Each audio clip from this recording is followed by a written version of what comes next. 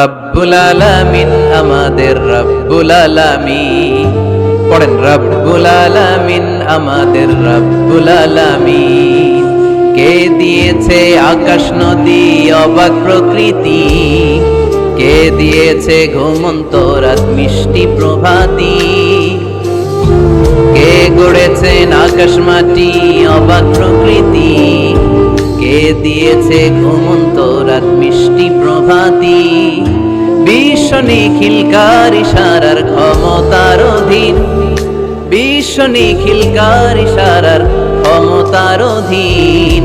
রব্বুল আলামিন আমাদের রব্বুল আলামিন। আমরা কিন্তু প্রত্যেকদিন ফরজ সালাতের পরে এই দোয়াটা পড়ি কিনা ভাই? রদিতু বিল্লাহি রাব্বা, আল্লাহ তোমার রব হিসেবে পেয়ে খুশি, ওয়াবিল ইসলামি দীনা, ইসলামকে ধর্ম হিসেবে পেয়ে আমরা খুশি। এই দোয়াটা পড়ি কিন্তু অর্থ বুঝি না, তাই হৃদয়ে লাগে না, ঠিক কিনা? এজন্য অর্থ জানার দরকার আছে না নাই? আমি সব সময় বলি প্রিয় ভাইয়েরা, কোরআনের অর্থ পড়ুন, মাতৃভাষায় কোরআনকে বুঝুন। শাইখ আব্দুর রহমান সুদাই যখন ইমামতি করতেছে তখন ওই আল্লাহর ঘরটা সামনে আছে না নাই? আপনারা টিভিতে দেখেন নাই? কাবা ঘরের সামনেই কিন্তু নামাজটা পড়ে। তো ওই আয়াতের অর্থ ছিল এই ঘরের রবের ইবাদত করবা, তাহলে রিজিকের ব্যবস্থা করবে কে? ওই ঘরের সামনে দাঁড়িয়ে উনি ইমাম, চোখের পানি উনি ধরে রাখতে পারে? ধরে রাখা সম্ভব না, এর কারণ অর্থ বুঝি। আমরা আজীবন পড়ি সুবহান রাব্বিয়াল আ'লা, এর অর্থটা কি কেউ জানে না, ঠিক কিনা? তো চোখ দিয়ে পানি নামবে কেমনে? চাইনিজ ভাষা আমাদের কাছে যেরকম, কোরআনের তেলাওয়াত আমাদের কাছে অনেকটা এরকমই। চাইনিজ ভাষার অর্থ জানি না, কোরআনের আয়াতের অর্থ জানি, কিন্তু এই কথা বললে কি আল্লাহ আমাদেরকে ছাড়বে? No excuse will be granted that day. সেদিন আল্লাহ কোনো এক্সকিউজ গ্রহণ করবে না। অনেক হিন্দু মুসলমান হয়, এরপরে তারা কোরআন বোঝে, আল্লাহ বলবে হিন্দু হয়ে পারলো, তুই পারলি না কেন? জোরে বলেন ঠিক কিনা? এজন্য অর্থ বোঝার চেষ্টা করতে হবে। তাহলে আলোচনার যেই জায়গায় আমরা এসেছিলাম, আমার কথা বলছিলাম, আল্লাহ বলেছেন ইসলামকে তোমাদের ধর্ম মনোনীত করে আমি আল্লাহ খুশি। আমরাও বলে দিলাম আল্লাহ তুমি যদি ইসলাম দিয়ে খুশি, আমরাও ইসলাম পেয়ে খুশি। জোরে কোন ঠিক কিনা?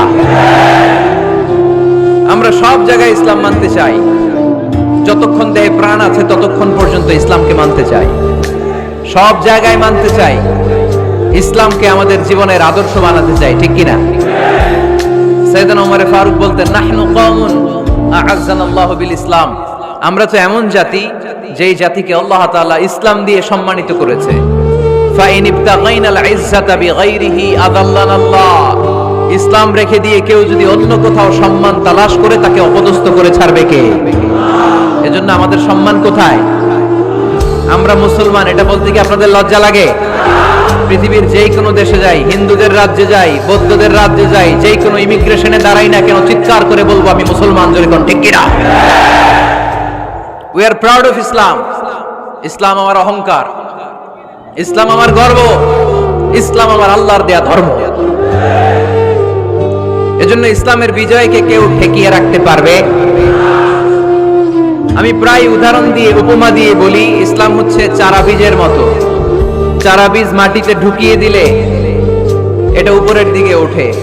তো ইসলামকে যারা মাটিতে গেড়ে ফেলতে চায় তারা জানে না ইসলামের উপমাটা অনেকটা চারা বীজের মতো। ইসলামকে মাটিতে গেড়ে দিলে এটা কি হবে?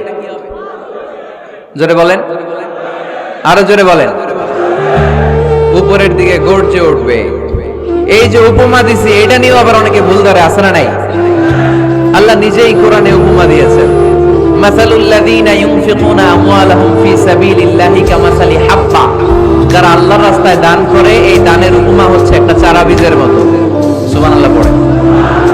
এই চারা বীজ থেকে 7টা শীষ বের হয়, প্রতিটা শীষে জন্ম নেয় শত শস্য দানা। আল্লাহ যারে চায় ইচ্ছা মতো রিজিক দিয়ে তার জীবনকে পূর্ণাঙ্গ করে দেয়। সুবহানাল্লাহ পড়েন। এজন্য আল্লাহ বললেন ইসলাম হলো আমার একমাত্র মনোনীত ধর্ম। ইসলাম ছাড়া অন্য কেউ যদি সম্মান তালাশ করে তার কাছ থেকে কিছুই আমি গ্রহণ করব না। কিয়ামতের দিন সেই লোকটা হবে হায় হায় কোম্পানির ম্যানেজার, ঠিক কি না? এজন্য আমরা একটা ধর্মকেই মানতে চাই। চিল্লায় বলেন তো ধর্মটার নাম কি? ইসলাম ছাড়া অন্য কিছু মানি না, ইসলাম ছাড়া অন্য কিছু মানি না, মানব না। বিষ্ণু ঈসা ইসলাম বলেছেন এই ইসলামের বিজয়কে কেউ ঠেকিয়ে রাখতে পারবে না। তার কারণ ইন্নাল্লাহা যাওয়ালি আল আরদা, নিশ্চয় আল্লাহ তাআলা এই জমিনটাকে আমার জন্য সংকুচিত করে ছোট করে দেখিয়েছে। ফারাআইতু মাশারিকাহা ওয়া মাগারিবাহা,